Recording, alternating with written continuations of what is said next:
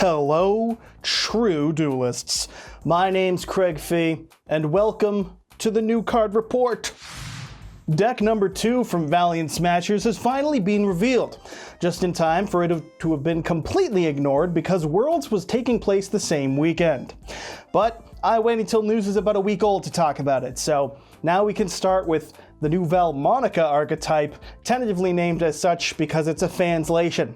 That's right, folks, we don't know what it's called exactly, but we do know it's an anime girl deck. And it's a Pendulum 1/2. Sick.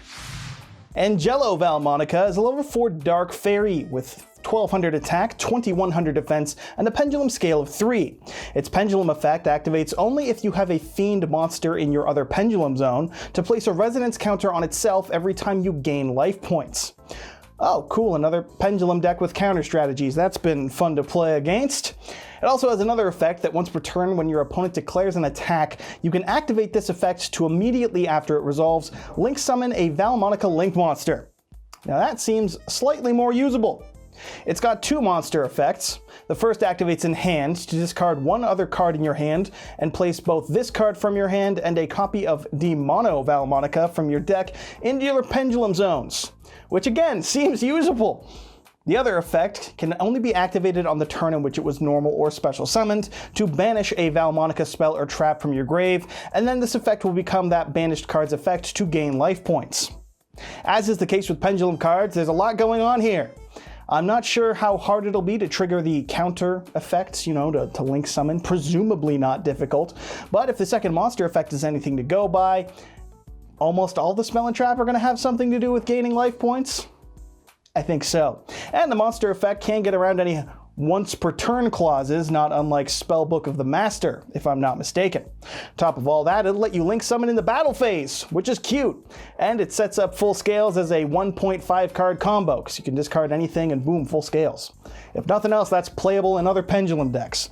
So why don't we move on to the other pendulum for this pendulum deck. Haha.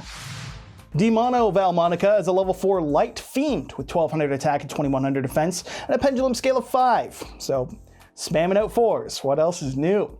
This one's pendulum scale has a similar effect to Angelo's to gain counters if the other scale is a fairy, but when you are dealt effect damage. So, it's a counterpart. Neat. The other effect is far less usable, however, lowering opponent's monster's attack by 100 for each resonance counter on a card you control. As for its monster effects, it's also got the same type of effect in the hand to discard another card to play both this from your hand and an Angelo Valmonica from the deck into your pendulum zones, and if it has been normal or special summoned this turn, it can banish a Valmonica card in your grave to copy its effect, but to no shock, you can only copy the effect that would deal damage. So, they're counterparts. Do you get it? The subtle allusion to being each other's opposite, can you see it? But hey, this time around, the fairy's a dark card, and the fiend is light. Now it's different, huh? Something like that. I don't know. It's playable by virtue of being full scales with any other card, right? So, and it can use cards, other effects with it's playable. Moving on to the Link monsters, we start with Odd Deity of Valmonica, Giralume, or Giralume. I don't care to read that properly. This is a Dark Fairy Link 1 with 2500 attack, which is pretty chunky for a Link 1. To summon it, you only need any 1 effect monsters, which would be absolutely insane if you didn't also need 3 or more resonance counters in your pendulum zone to be able to summon this. And you can only summon it once per turn. But if you do link summon it, you can target monsters on the opponent's side of the field up to the number of resonance counters you have in your pendulum zones and then pop them, which means on summon this is minimum a pop 3. And you can remove 3 counters from your scales to let this card attack 3 times per turn. So it's a pretty solid effect, all things considered. It's monsters only, but it can clear the board and then let you swing for 7500 damage by itself. So if nothing else, this deck can OTK on a dime if you let it. This seems to be the only thing worthy of stopping, mind you, so it's kind of got a target on its head. I don't know. It's certainly not bad. Also, we got to take note of the art here. That's a woman. My God. She's upside down, though. So the opponent can actually see the art more clearly than you can. Kind of the opponent, I suppose. Is that some kind of like lore about it being a reflection or something? I don't know, or care. So we're just gonna move on. Divine Oddity of Valmonica Zubufera is the only take I'm giving this, and it's a light themed Link 1, again with 2500 attack, and again needing any one effect monster, but only summonable if you have 3 or more resonance counters in your Pendulum scales. This one can remove 3 resonance counters from your scales to protect itself from destruction, and the other effect is a quick effect that will target a Valmonica spell or trap that's either banished or in your grave, and then this activated effect will become that card's effect.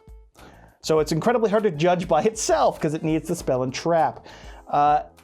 Safe to say, it's either going to be really good or really terrible. Although my Raging Dragon bias is in full effect here because this is by far the coolest looking card in the deck and therefore the best one. I mean, come on, just look at it. A common theme in Yu-Gi-Oh! These days is a field spell that does not depict an area like the term field spell would imply, but instead just shows a thing. Not unlike the Valmonica field spell, for instance. Is this some kind of table? Is it meant to remind me of a piano as much as it does? No, it's Angelic Demonic Selector Valmonica. When this card's activation resolves, you can add a Valmonica monster from your deck to your hand, and if the 3rd resonance counter is placed on a card in your Pendulum scale, you can target and take control of an opponent's monster until the end phase, but it won't be able to attack. Which is just fine because you'll be using it to link off at that point. I get it. It's a very nice field spell. I get why the links are so generic now. In the theme, it's snatch steal, you know? You're just taking it. You're just taking it all and just linking them away. Probably going to be somewhat annoying, but solid if you're playing it.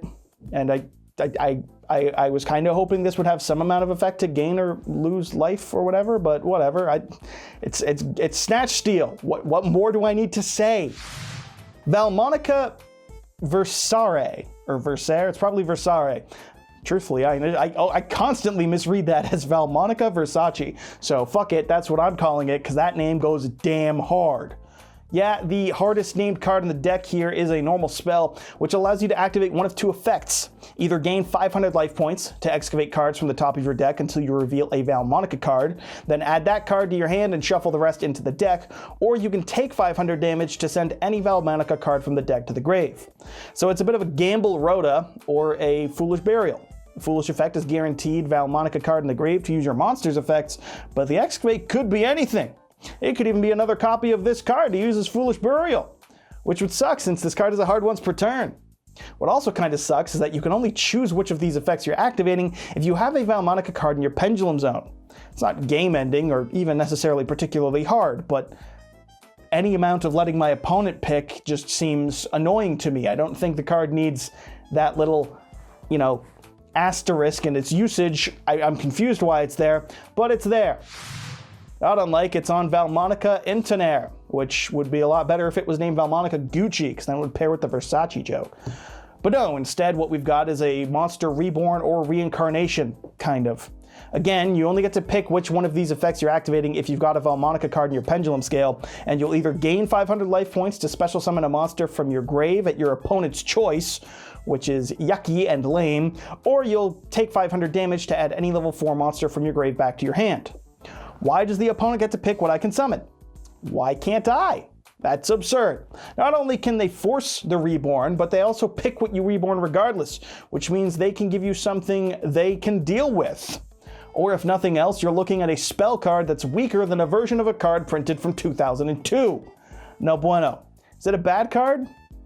I mean, arguably. I don't actually care for this one very much, so let's see if the trap cards are any better.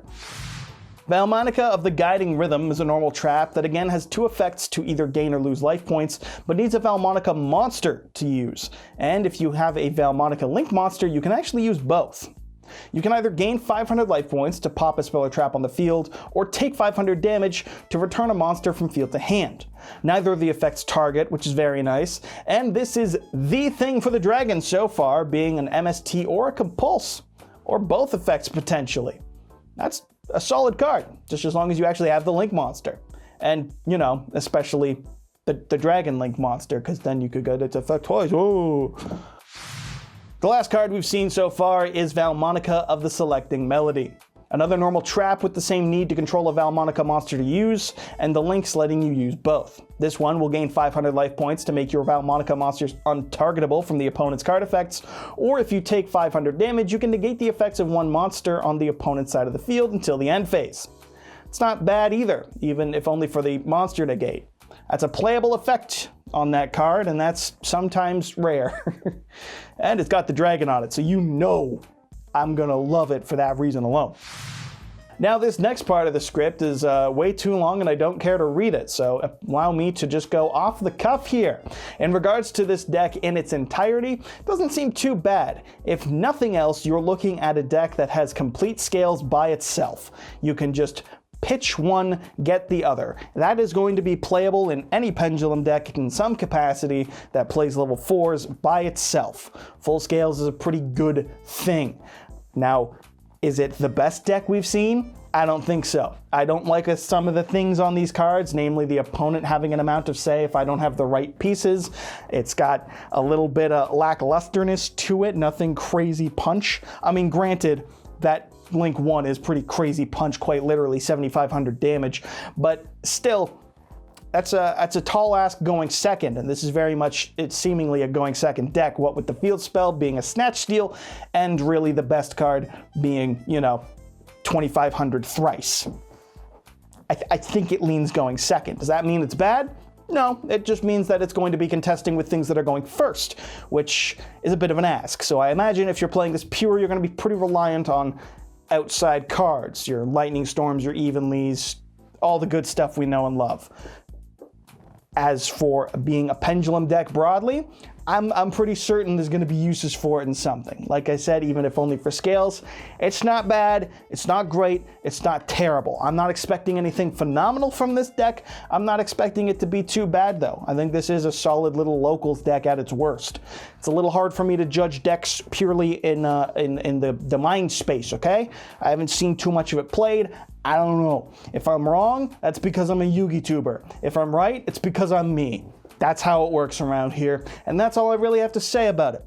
So that's the second deck for Valiant Smashers, but if it's not enough for you, we got anime girls coming in the next deck as well, I'm pretty sure. So stay tuned, folks. It never ends. And before we get to showing off those cards whenever they get revealed, allow me to sell the fuck out. Thanks as always go to the LIFD Magnetic Display for the support, giving us the #1 way to support my channel and the #1 way to show off your favorite cards. Like these somewhat generic Pendulum cards I've just thrown into the display because fucking what goes with this? I don't know. Pendulum. Or you can display anything you want. You can play your favorite cards, you can display your favorite cards, and you can do so in one of these bad boys. Using my promo code YGOStrats15 can get you 15% off, or you can have that discount apply automatically by clicking the link in the description of this video. Thanks to LIFD for the support as always, and thank you for watching. The best part of filming in the summer is bright lights right at your face in a suit in a cramped room. And that concludes the new card report. Just covering the new cards in this one. The regular update will be out on Friday as usual. Until then, I've been your host, Craig Fee. And make sure you subscribe to YGO Strats for next week's update to impress your smoking Italian wife, and so you too can be a true duelist.